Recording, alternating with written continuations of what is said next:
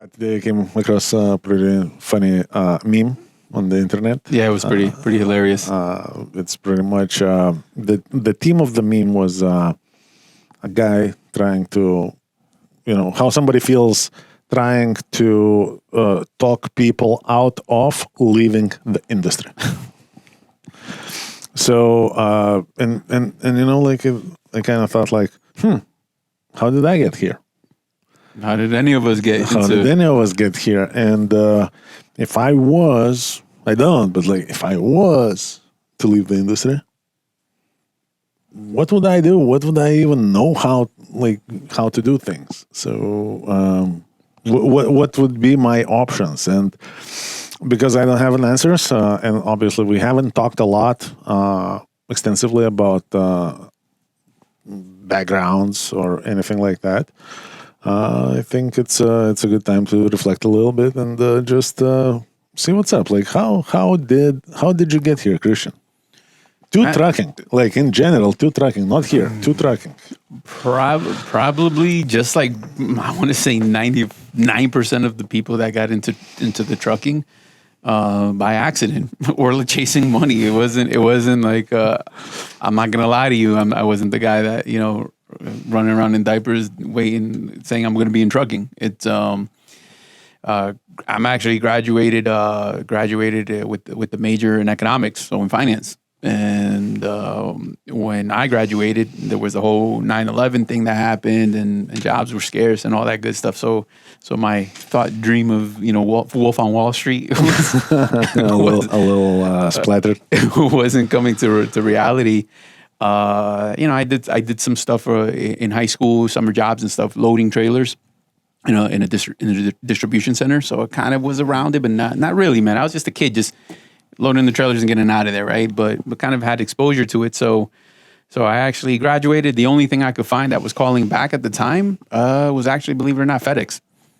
So came on board into FedEx. Home delivery was a new division that was developing at the time, where it was going to just be like, obviously last mile, but to residential. So before, like nowadays, most people see these big old trucks like just going. The P1000s is very typical. But it used to be in cargo vans because it was a program, or it was going to be designed around soccer moms, because it was just going to separate with ground. So ground was going to just basically peel off all residential area, like residential deliveries, have soccer moms come in these cargo vans, and then it blew up. So now these cargo vans had pop-up trailers, pop-up tops, and then it grew into the box trucks and so forth. And that was the idea behind it, and it just kind of blew up. And what year was that, roughly? I don't even know, man. Like so that's like early 2000s, man. So here we go. That's pretty cool, because that's pretty much what you just described is today's DoorDash, today's almost Uber, today's package deliveries, Amazon. Yeah, you want to know something crazy, man? I actually had a group of package handlers that were working for me. It was out of Secaucus, New Jersey, and these guys actually, they kind of lumped together. It was like 2 or 3 package handlers, but at the same time, they had other buddies, like college buddies. And they came up, they spent the money to write an app, to write the algorithm of something like that. It was going to be food delivery. I remember. And we were like, everybody there was like, man, this ain't going to take off or anything like that. I can't even tell you if it took off or what it was.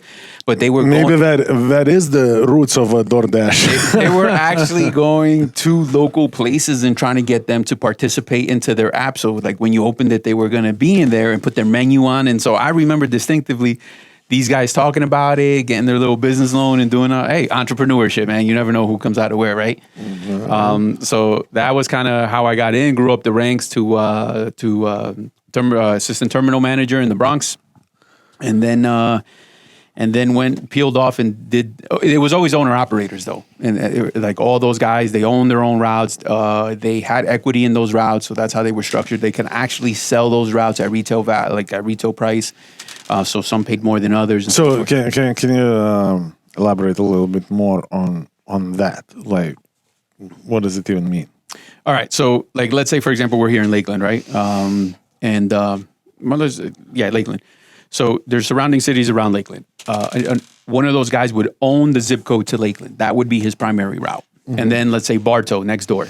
Bartow might be a flex zone. And then you might have Winter Haven, right? So Winter Haven might be another route that's owned by a different contractor. So you own Winter Haven and I own Mulberry.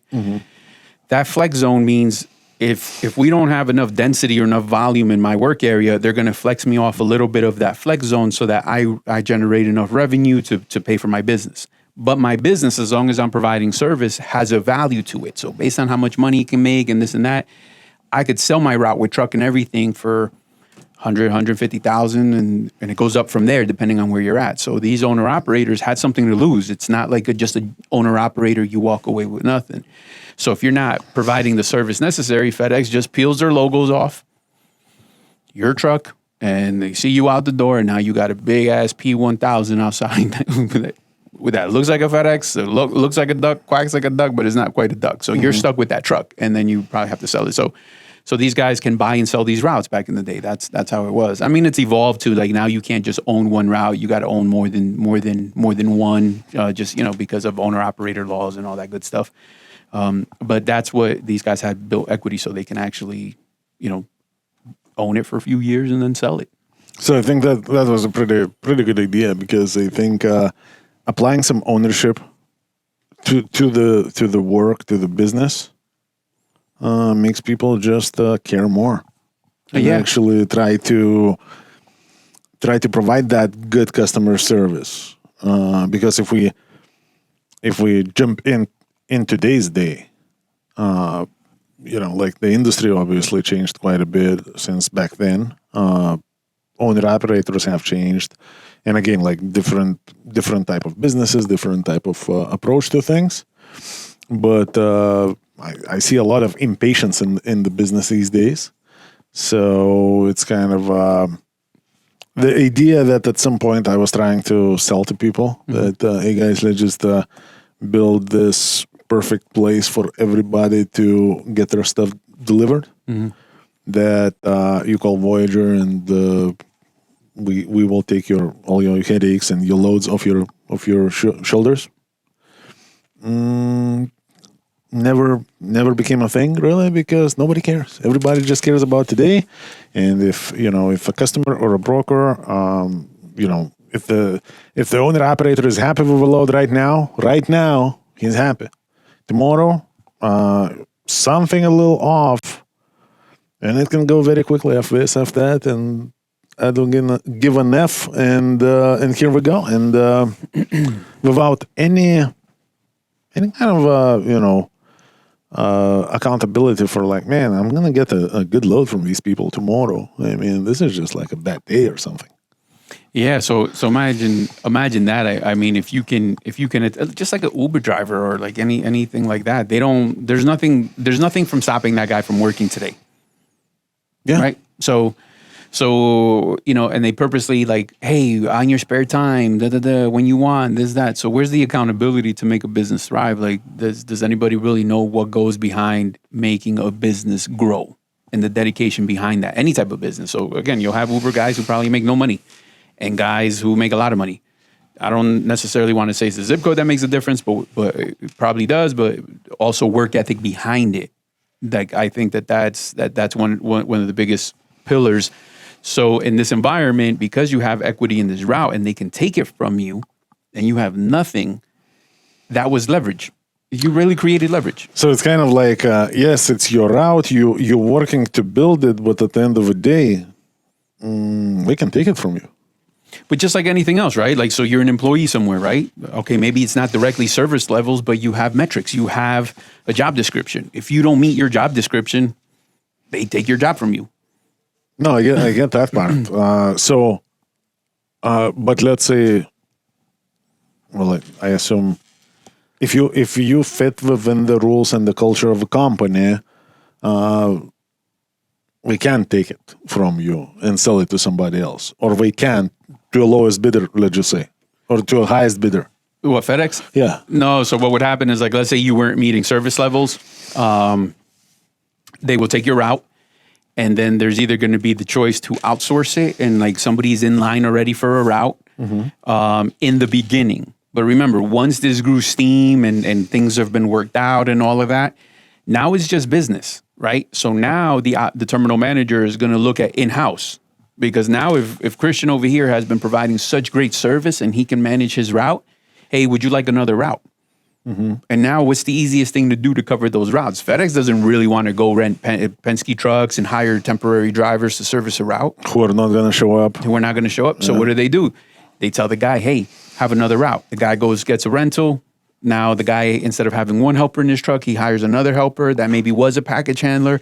Now he's servicing 2 routes. So that guy just got a second route for free. As a matter of fact, man, it was crazy. I had this one guy, he's Brazilian. He calls it quits. He sells his route. I don't know, man. I think he got like $130 or something like that. So boom, sells his route. This was in the early stages. Goes back to Brazil to hang it up and just live off of that and call it a day. So the guy that bought the route underestimated how much work this was going to be, simply because the guy made it look easy. Because he rode with, there's a process to sell it. You don't just sell it to anybody. It's got to be a qualified individual. They ride with you. You're showing him the ropes. You have just like anything else, you have to spend some time with him after he buys it. You don't just get up and go. So it does all that. He's out in Brazil, blah, blah, blah. The guy comes back. The route is taken back because of service levels. Like, it's just, the guy's just like, you know what, I'm going to cut my losses. I'm done, man. This shit is not for me, And right? because of guy's track record, he gets it back for free? Yup. He just happened to come back and he's like, hey, what's up? And got his route back for free, man, because it was easy peasy for the operation. They're just going to roll it to the next guy. So if you understand how that works, then the guys that were in-house were just eating them up. And why would it ever go outside? Why would I bring a guy who was a former banker or did nothing in transportation, was a restaurant owner? When I got Mike right here, you know already what time it is. You've probably done half of those routes, right? Just go ahead. And now your credit score is strong, this, that. You just rented one. Like, yeah, we already know that you can do it. Yes. And so then guys start to end up with 3, 4, 5, 6, 7 routes. And then that's how it starts.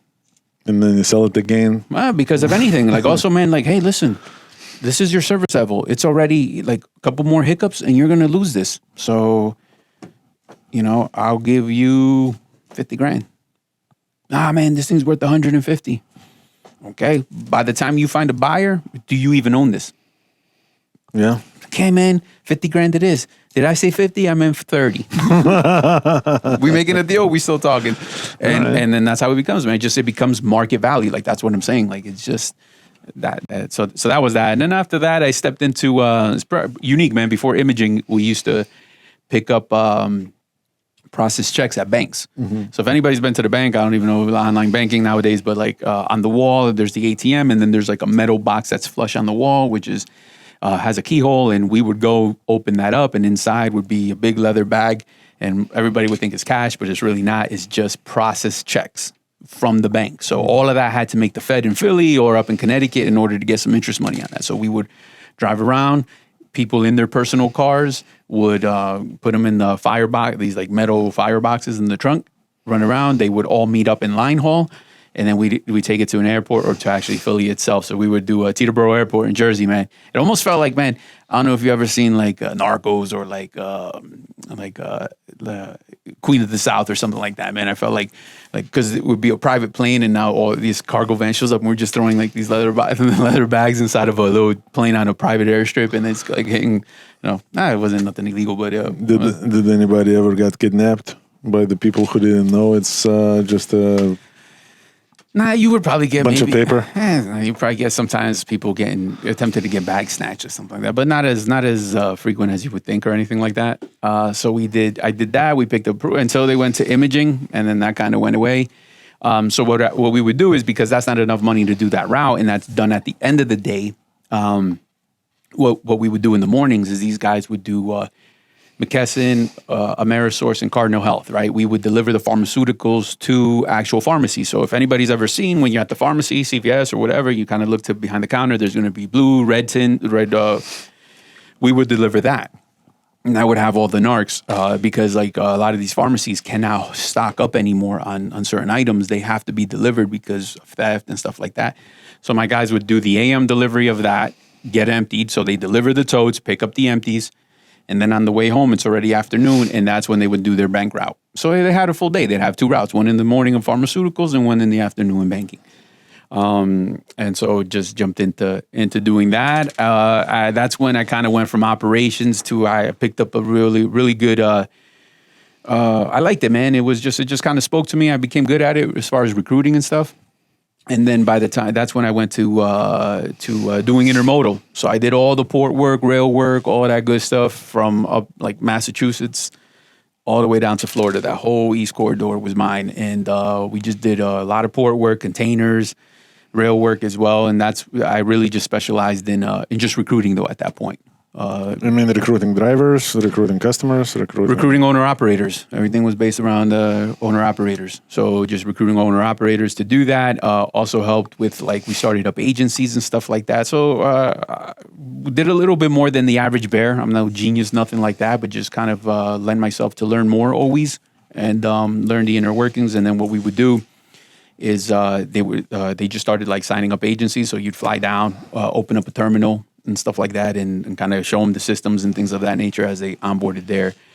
Flew around a little bit with FedEx as well, just helping at every other terminal. Kind of like that, man, because you met different people, different ways of doing business. So, like, I remember Hagerstown terminal, they flew me out to open up that. Been to California a couple times, things of that nature to just go assist in terminal and help other terminals open. And that's the only way to grow in big companies like that, man. Like you got to move around. You're like, very seldom are you going to see, maybe it's like parallel military, man. Like you can't just stay in one spot. Like to really end up pretty big, man, you might end up in Boise somewhere and then do a little bit of time there. You got to be available for the people that pays your bill. Yeah. So you do that, and then kind of got exposed to different areas. Always though around owner operators, man. I didn't really touch too many company trucks. That's why, like when I just interview when I've interviewed some recruiters and they come from company driver recruiters.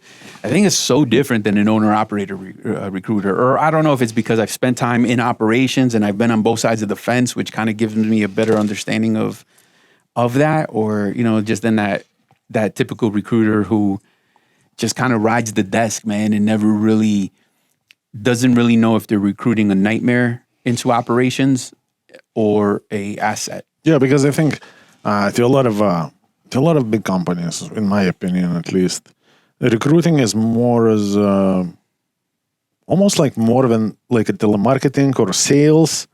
That you just it's a numbers game. You reach out to as many people as possible, and you get them hooked. You need to get hooked as many people as possible. And because there is a big gap between where the recruiter at and where that owner-operator is going to be running operations and everything else, after you recruit this individual, you probably never going to see him again. Right. If you're even going to see him in the first place. But with that, now that's the key. So you don't know what you don't know. So sometimes I've even asked myself, imagine that I didn't even know like how much more would get through if I just knew, oh man, it isn't going to work. Like everybody's going to lose. I'm not just saying the company I work for, nothing like that. I'm just saying everybody involved right now. I know this isn't for the owner operator. I know it ain't going to work with this. So we're all losing. He's losing time and money. We're losing time and money. So for that guy that you're saying he's so disconnected, maybe they purposely have it that way. Like they just don't allow him to connect because those phone calls will never come back to him.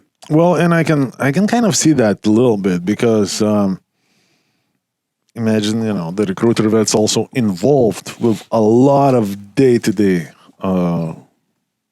issues. It becomes a lot harder to recruit.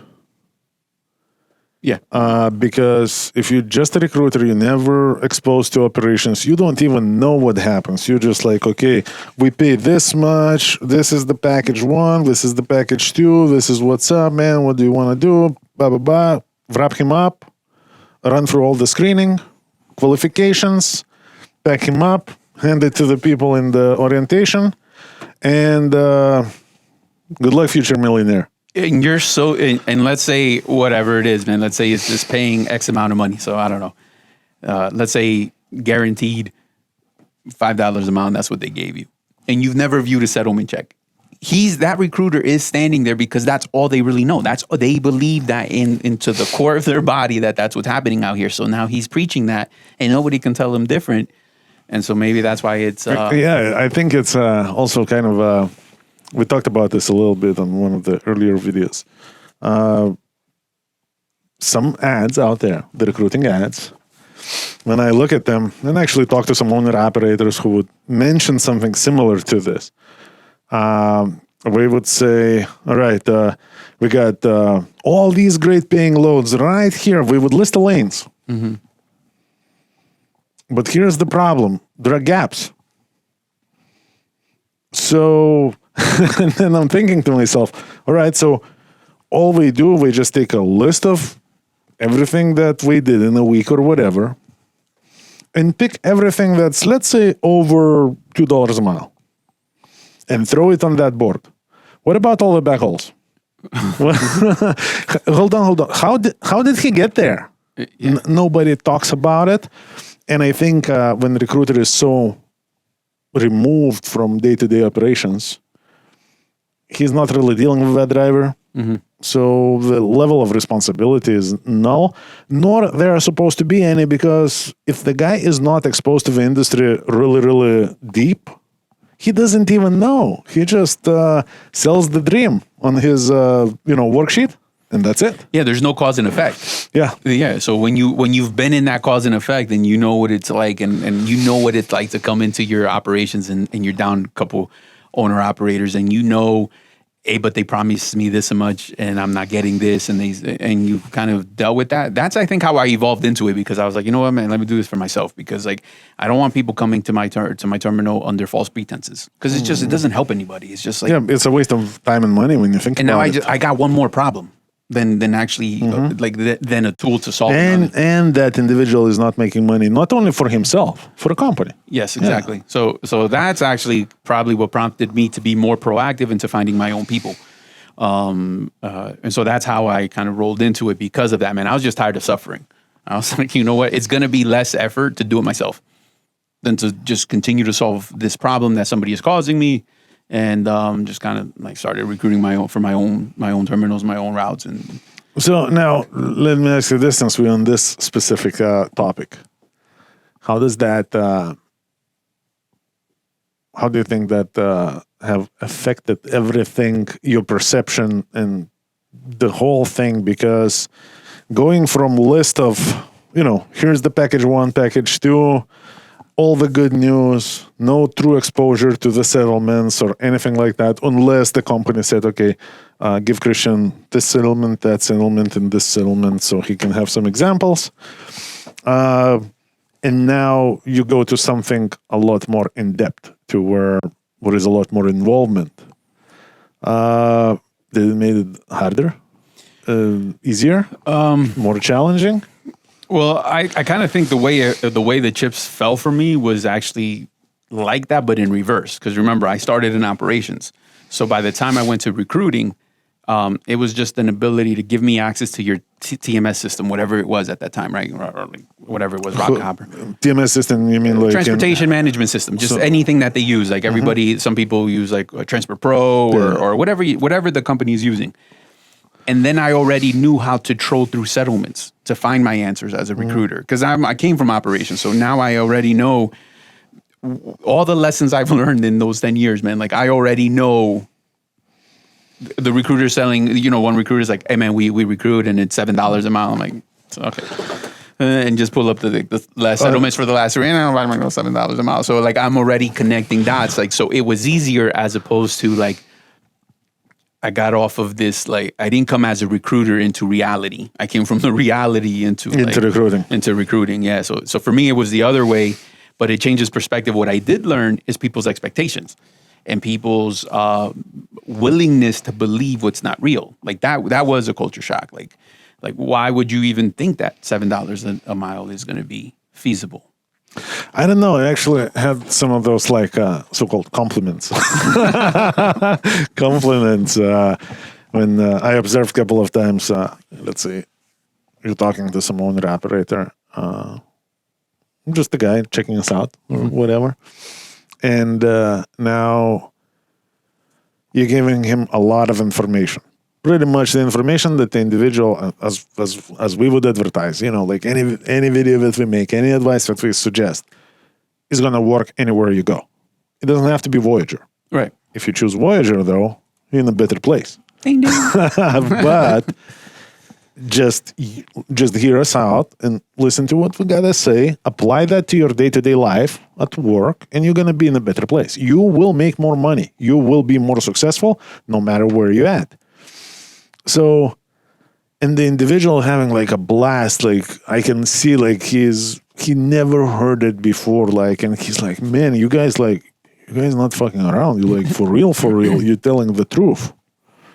And Christian is like, yeah, man, I told you. I told you that's our goal. But it's absolutely, I know for like owner operators and so on, it's a hard to believe thing. But it's just simple business. For a company, I always question, like all these companies that only put good loads in for recruiting purposes. I always question, what's the purpose of that?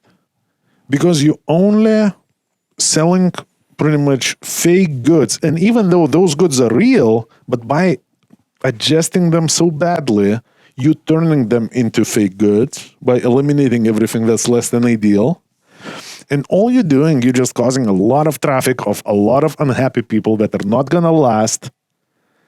And it's not just these people not going to make money. Your company is not going to make money. So, but the bottom line is, so I'm observing this individual and he's like, all right, guys, like, so that $7 is fake, right? I knew this. I knew. And at the moment when, like, hey, okay, so what do you want to do?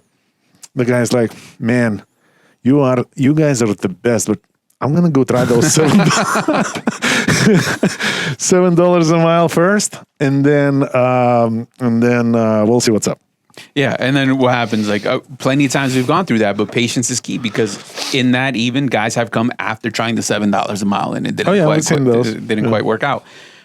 So that's the unique part, man. I think that was pretty challenging because you are tasked with bringing people through the door. So I think recruiting, it's not just convincing somebody.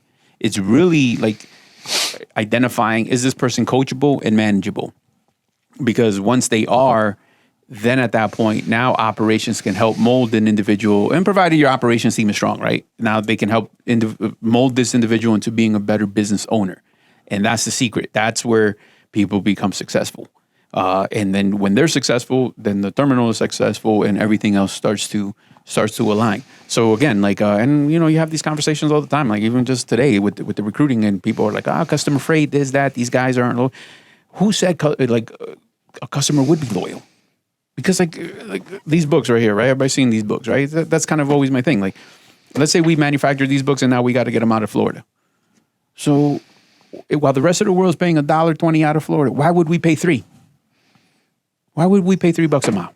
No one's going to do it. So understanding the business and cause and effect, supply and demand, and accepting the reality. That's it. That's all we can do. And it goes from everything to like, guys getting plates. Okay, let me show you how to get your own plates. Well, yours are too expensive, or this guy's cheaper. Well, let's stop suffering what other people are charging. Let me show you how to fish. Get your own, and then what they charge, don't charge, will never touch you. It will never affect you because you buy your own. Yeah, and it's and even picking the battles, I think, because a lot of people, we get stuck on the, instead of just just like you said, instead of worrying about who does what, you do your own, and now you don't care. That page of your life is closed until the next year. And then you do it again, and then you do it again. Yeah, because like, so for example, truck company, let's just say, all right, I'm not even talking about guys of 2,000, 3,000 trucks. Let's talk about a modest carrier. Even 100 trucks. Guys will say, nah, man, I took their physical damage and insurance because of cheaper. Like, trust me, man, at that count of trucks, it's 100 trucks, but the reality is utilization, you're probably really hovering probably around 70. Like, there's not a full 100 year round on the books. So if you're doing 80, you're like probably killing it. Yeah. So, but again, no insurance company is giving you this astronomical discount. So the illusion of it coming out of your settlement, you're getting some better deal is just bullshit. Call Hawaii to True North, all these people, you can probably have your own insurance quote, pay cheaper, and it's yours. If you move companies, you no longer have to suffer that they canceled your insurance.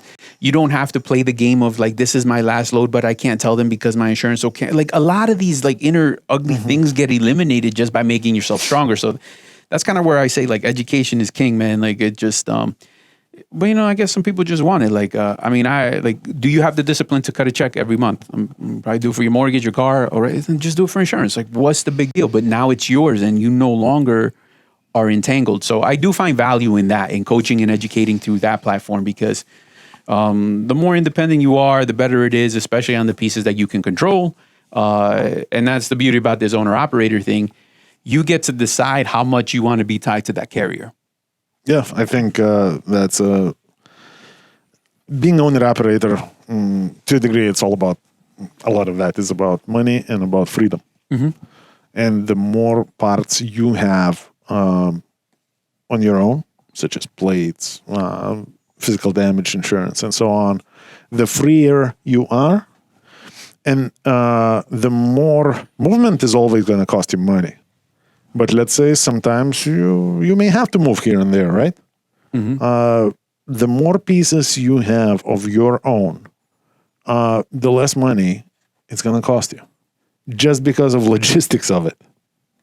Yeah. Even if it's not the perfect price, even if it's not the best price on the books, it's still going to save you a lot of money, because you're only going to have to do it once a year, let's just say, as far as plates and insurance goes.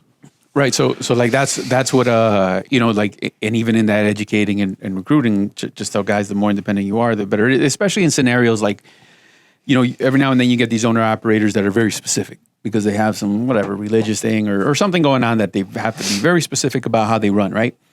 So, but the reason they're changing is because, hey, this company nags me, they're trying to force me out and it's my truck and Okay, cool. But since you have this specific scenario, here's an idea. Get your own plate, get your own bobtail for this dam, get your own trailer. Because at that point, now you have more leverage to run without pressure of going out, because all the cost is under your roof. Now, if you're not generating enough revenue to offset that cost, business, this is just easy. This is just logic. Then if it doesn't work for you, then it's not going to work for somebody else. The pattern. It's that easy. If you can't turn that on when it's convenient and turn it off when it's not. Like if you're not, because like, let's say now the carrier has to provide the trailer and there's a insurance cost to it and there's you know, payments and all that. It's still a cost. So of course you're going to receive the pressure, cause and effect. You're going to receive the pressure because there is a cost to this trailer. Even if you sit on this trailer for one entire week, it is generating cost to that carrier. Yes. So if you don't want that phone call and you want more of this freedom to do what you have to do, which is fine.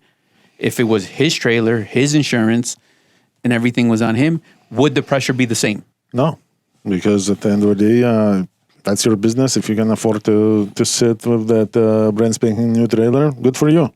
You do well. So here we go. This is what I'm trying to say. And so it doesn't matter where you're going to go, what recruiter is going to tell you, don't worry about it. Come here. They won't bother you. Everything will be good. Somebody will at some point be like, I did not buy this trailer. I'm in the red.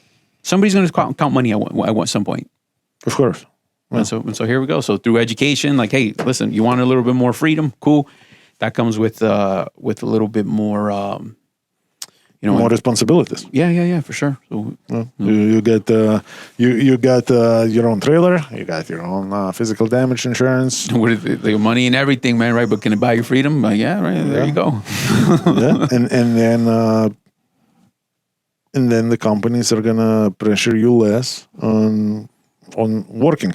I think in general, you know, we kind of drifted slightly to this pretty dark place, I guess, because I just don't understand anybody who would buy a truck, become a business owner, and his, you know, biggest thing is to work less. Yeah, but I mean, I've even seen people buy routes with that mindset. To work less. No, it's cool if... No. It's cool if you work less but make more. It's fine. But I'm going to buy it out and I'm going to work less and I'm going to make less? No, well, I don't think anybody does it to make less, but I guess what I was trying to say is the commitment level. Like, you know what I mean? That you buy her out because you're always comparing it to something else that you were doing. And the grass is always greener on that other side, which comes down to your question, like, what would I do after trucking? Like, right? But yet we have people making career changes into trucking. Right? How many people we see like, hey man, I've been doing this restaurant and blah, blah, blah, managing people. All right, I just want to try dispatching. I think I'll be good. That's a career change. Yes. But that's a career change. That's not a business change. Like that's not like a change of everything. Yeah, well, I don't know. I just think there's several paths. Like there will be a path or something. Like what would you do after trucking? I don't know, man. Can you really just walk away from trucking? Like it's what you know. It's the comfort zone. I mean, what else is there? Like, I mean, it's always for somebody leaving the industry, I think it's always good to explore. However, the challenge that I see for some people that sort of made it or like been very close to the top becomes financial. Mm-hmm. Because if you're a top owner operator, if you're a top whoever professional in the trucking, if you are a top fleet owner, and now you want to change a career, I kind of thought about it a couple of times for sure. Like, what would I do? Because I get all these people that say, like I was a heart surgeon before, and now I'm going back to like, like I lost my qualifications for heart surgery, but I can still do like the plastic surgery or whatever. Man, like nobody is buying that. Nobody is buying that. Yeah. But I guess like here's the difficult part, right? So okay, so you're not even like let's say money, but like top brass in a company, a guy who worked his way up, right?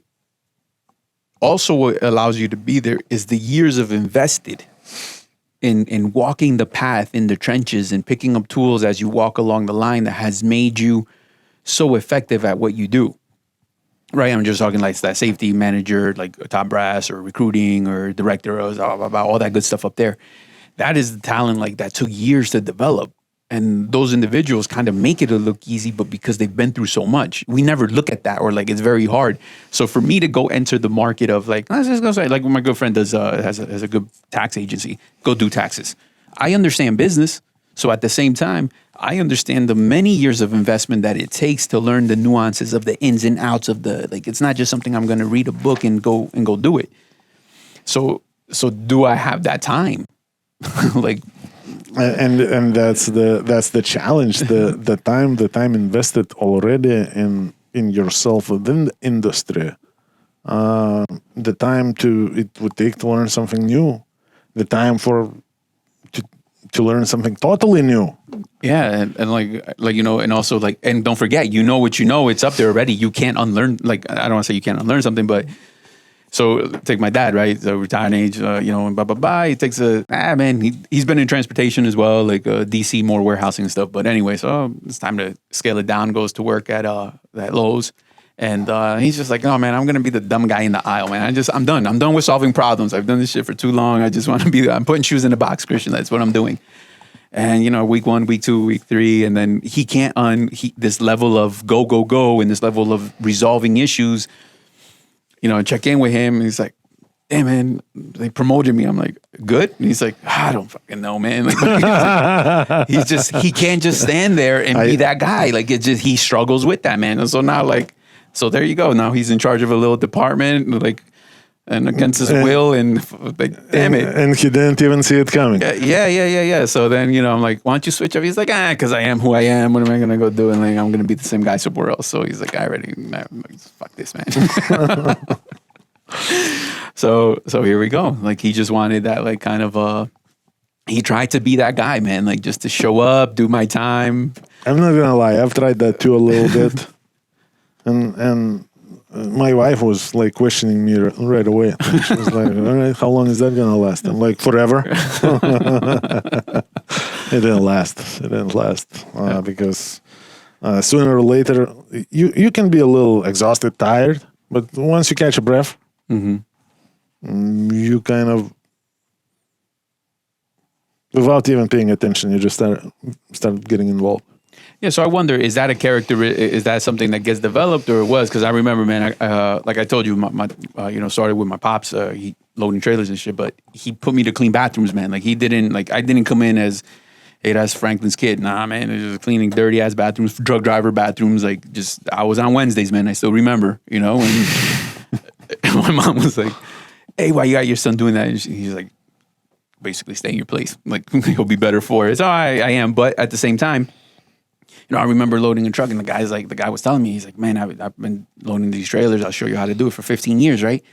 And again, ego, I'm a kid at the same time, man. And I'm like, 15 years, man. Like, I didn't see myself doing this for 15 years. I was like, and you still here, man? Like, what the fuck? Like, what happened? What broke? Like, he's like, what do you mean? Like, and he's just a different character, man. That guy was just like, do your time, and then the company will take care of you when it's time to retire. But he had no problem with that. I just always was like, nah, man, but don't you wonder, like, why do they give us these? Like, why this? Why that? Or why not do it like this instead of like that? Yeah, or I'm like, why is New Deal here sometimes and then sometimes not? Like, I was already asking, like, why these different carriers? Like, what the hell? Like, but again, he was like, I don't know. I'm like, you never. I don't care. Pretty much, yeah. So I guess my mind was always just inquisitive of hey, so inquisitive that I even know now, like if I know not to ask certain questions because I'm not opening up a certain box. I know what comes. That's a challenge here and there because sometimes when you ask a question, you must be ready to hear the answer, and sometimes some people will give you the answers and gonna put you in the position to act when you're not ready to act. Yeah, yep. So along that whole journey, man, I always had one kind of underlying thing: diversify myself, learn as much as I can about everything. It'll only help me. And I mean, even my pops told me once, just make yourself useful, because if ever there comes a problem, like you want to be the last guy picked that has to go, basically, because you want to be able to do a little bit of everything. And then that's it, man. I think you become stronger for that. You learn a little bit more, the understanding of the business. Again, man, do I know everything? No, I do not. I don't know. There's going to be people out there saying that's right, that's wrong. I don't know, man. It's just everybody's journey is a little bit different and how they get to where they're going. So, man, that's how I got into trucking. And just like the conversation, we don't even know how we got here in this conversation. Just like trucking, I don't know how I got here. It just kind of showed up, man. So here we go. So what do you think these guys do these days when the people that at least claim that we are leaving the industry? I see some, very few, but here's one of my challenges. Like I would say, trucking, that's everything that I ever done. That's what they know. I mean, for the most part of my life.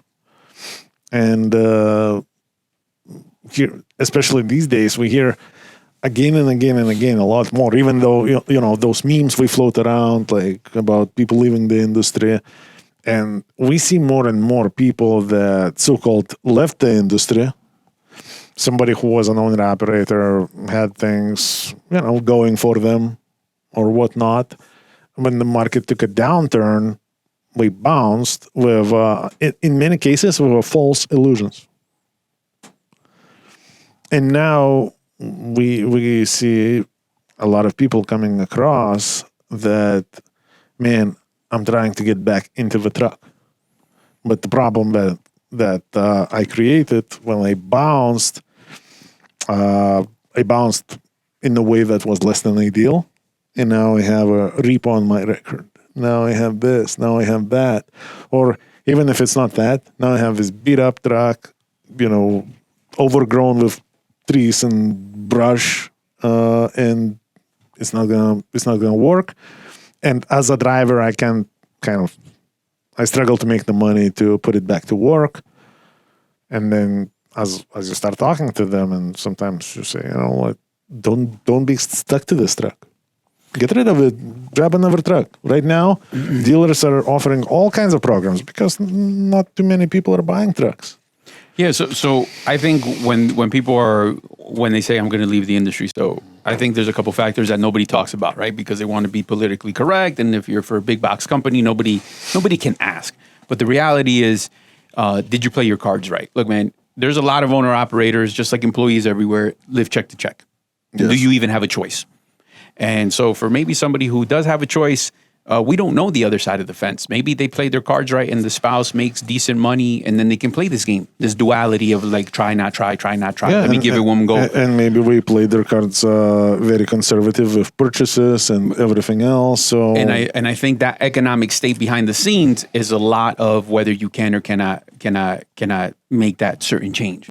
But we're not allowed to talk about that, right? Really, like what interview does that? So, but I think that is the untalked about factor of whether somebody can actually make this move or not. Like, some guys live beyond the means and some guys don't. As a matter of fact, somebody can work at Walmart wanting a career change, but sometimes that career change comes with a dip in money because kind of like, going back to my story, I was fortunate enough to just make a lateral move. It was with from one, and trust me, I almost didn't get that job because of the amount of money I was requesting because I was that guy. I had expenses that I needed a certain level of money, but this company, and rightfully so, is like, okay, Christian, but you're not a recruiter, you're in operations.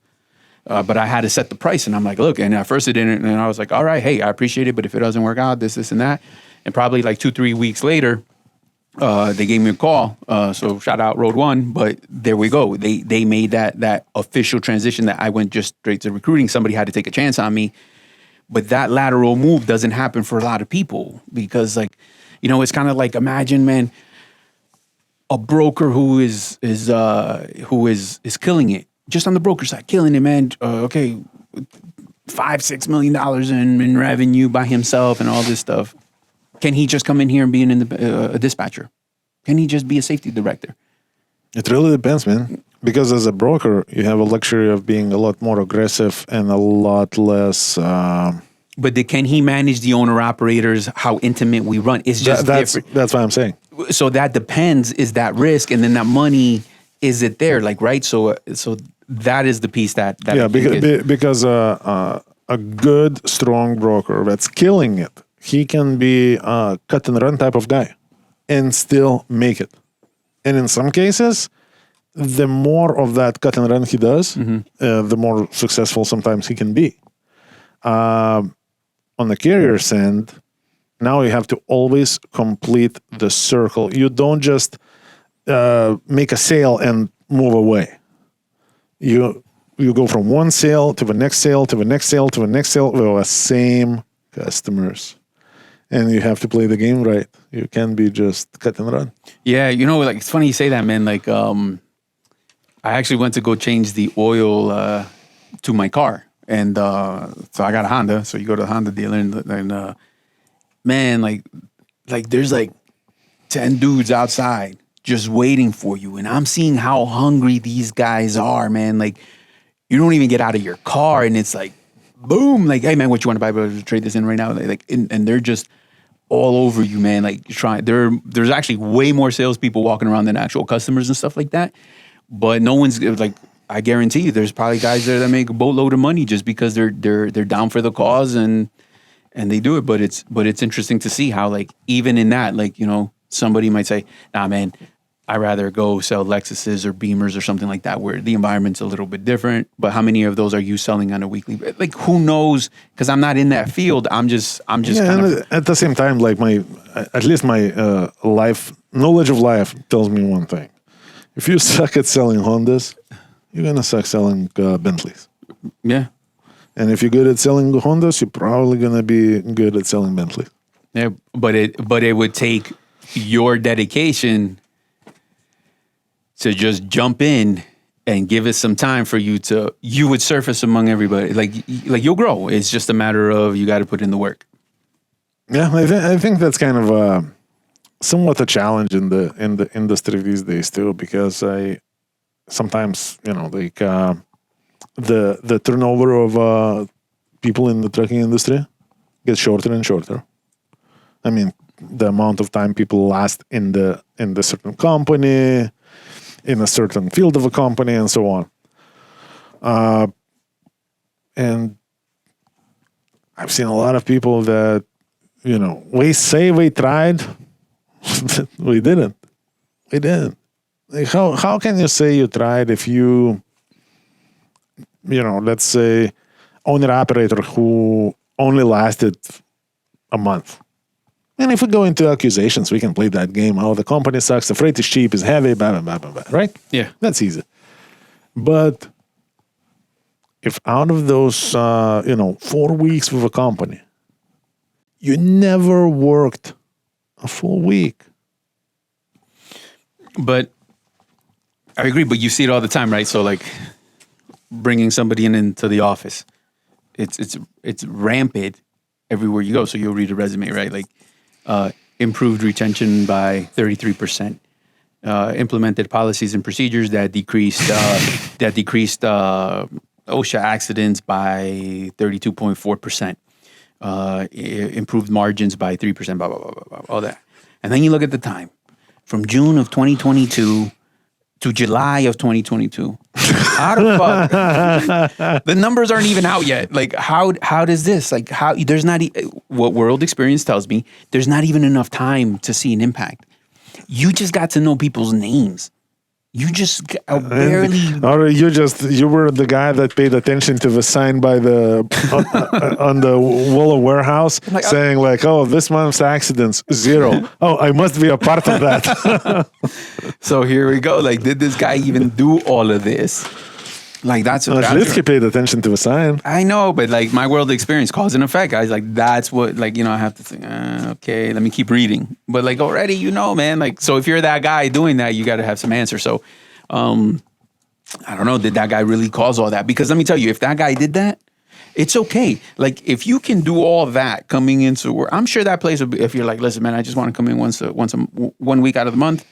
But you are really the sole person that did all that. I'm sure that company would be like, okay, yeah, why not, cool. Man? Like, you get paid to come here and make badass decisions and go home. Like, not a problem. But here we go, man. So it's on multiple levels. Like, I don't know if we have endurance and patience enough time to even see that. Because let me tell you, man, changing safety numbers, it takes time, takes patience, takes dedication, takes persistence. Just, you're not doing that in a month. And all these changes, it's dealing with people, man. That's a people business. This trucking is people business. And again, if you come to think of it, what isn't people business? Everything is people business. Pretty much everything is people business. Except like now you go to McDonald's and you got like and it's still people business. Yeah. So now we're like even self-checkout, right? They sell it as convenience. But now, like, you're working cashier part-time too, man. Like, you have to go there and look for the produce and all of that. So at the same time, man, like, I don't know, like, sometimes I would rather have people do their jobs, but I'm not gonna lie, man. Like, sometimes, I look at some of those cashiers, and I'm like, man, I'm gonna get check myself out so much faster at that self-checkout than to listen to this grandma's story. And like, I'm not here to talk. I'm not here to make friends. I'm just here to check out and get the hell out of here and out of everybody's way. Yeah, but cause and effect, what people aren't talking about is that we got there for a reason because labor's an issue. Yeah. It's not just straight convenience. Nobody would have looked that way. It's probably not. It's because of that. Like, I truly think like finding labor is problematic across the board, man, and not just our industry, but plenty of industries. No, everybody is suffering, and even these days, like, we hear more and more about this company shuts down, that company shuts down, this company laid off people, that company laid off people. It's not like anybody is looking for a job. Yeah. And it's even like it's cutthroat. Just like I said, like the salesman at the car dealer. But I remember when we graduated, a good friend of mine, he actually got hired by Morgan Stanley, right? But like, sounds good. He's like, hell yeah. But no, it's just like the recruiting office of cold calling. you know, and he got his ass handed to him, man. Like he quit that bitch so fast, man, because it was like calls, and he's calling just like hi and waking people up, and like his image of Wall Street, you know, as we saw the Wolf of Wall Street. it was fucking nothing like that. So you know, this he does very well for himself, diversified. Like he's a good guy, but like, but again, it took him to get punched in the face. True independent, private sector. He owns his own business. He was like, nah, man, if I'm gonna do that, it's for myself, not for somebody else. So. I actually had have a friend that had to make that decision, like in the family. You know, like he was pressured slightly to hire one of the family members that was just right out of the college and very proud. And one of the, because he already like been in business for a while and he knows the challenges of any business. He's like, man, I really don't feel like I don't want to be the guy breaking those wings. Especially when it's in your family. Yeah. It just makes it so freaking difficult. And I know a lot of successful people that just wouldn't hire their kids into their business unless it's some, you know, like your dad having you to clean the bathrooms. Yeah, but unless it's something like entry level, no special treatment, period. Yeah, like, but duly noted, people, like, my dad is like old school, man. Like he whipped your ass, man. He was like, hey, probably treat him like, fuck him, make him clean the bath. Like he was like straight up, like treat him as an equal, if not worse. And how did it go with your mom for him?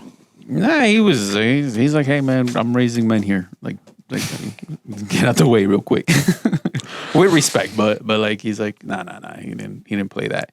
Like, you know, just that. But again, that's back in the day. Like nowadays, it's probably a lot more different.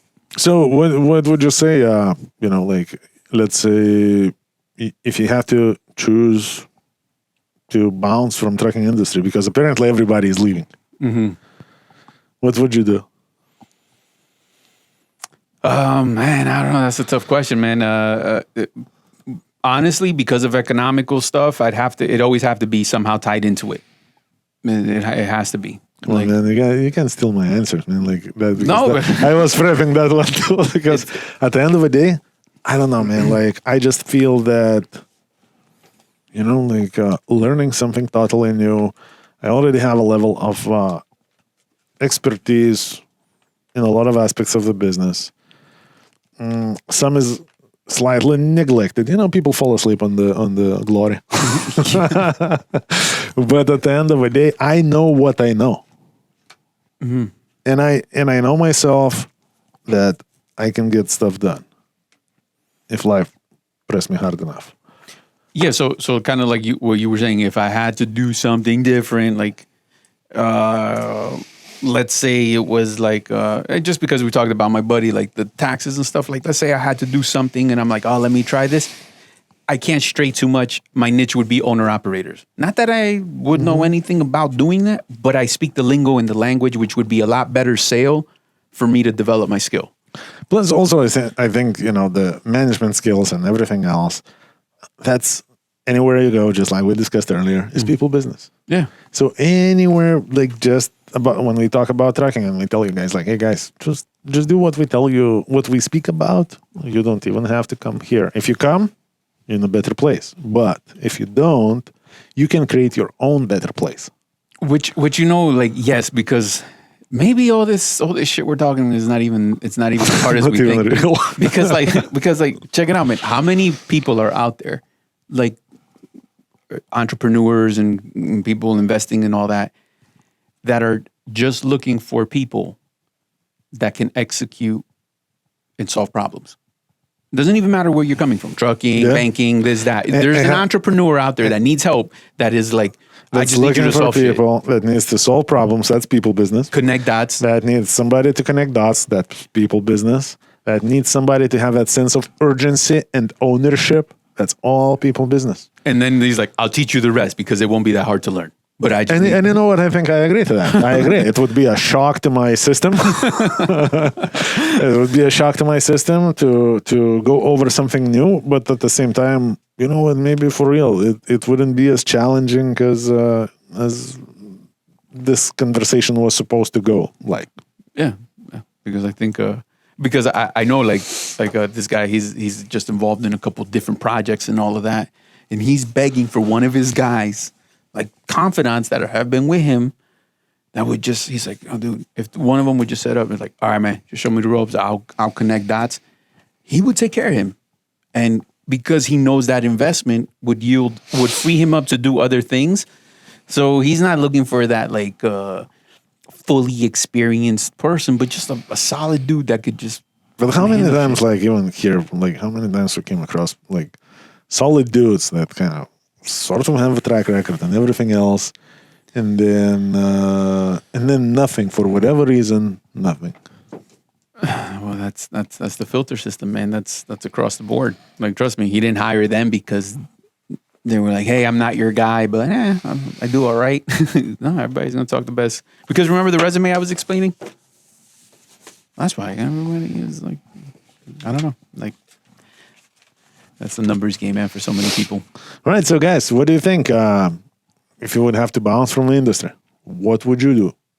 If some of you already bounced from the industry, if you were an owner-operator or a fleet owner, and you decided, as this market was coming down and down and down, and you decided to hang the keys, what did you do? By the way, if you're in the area, give us a call. Well, we'll bring you on the podcast and let's talk. Let's see what did you do? Hopefully we all can learn from you or something. Yeah, is it as good as you thought it would be? And if it is there room? No. and look, and I'm sure some people probably gonna do well for themselves. It's probably gonna work as awakening. Yeah, for sure. Any adventure, man, lesson, like good, bad, it doesn't matter. There's a lesson to be learned. So like sometimes you're actually forced to, get forced out of a certain situation, and then people have gone to do better. They needed that push of the excuse of the industry pushing them out of a certain comfort zone in order to go be better. So that for sure happens. So here we go. All right, guys. Now we know Christian's story for the most part, and we want to know your story. We want to know where you're going after trucking, and if you are an owner-operator based out of Florida, give us a call, 863-342-5171, and let's see what we can do for you to improve your situation. And if you based from somewhere like way out there, somewhere far, please like, share, subscribe. Remember, the stuff that we talk on these videos is valid anywhere you go, and you can improve your business without necessarily just going to this company or that company. Yep. All right, guys, be safe, drive safe, and for now, trucking it is, baby. All right, guys, take care.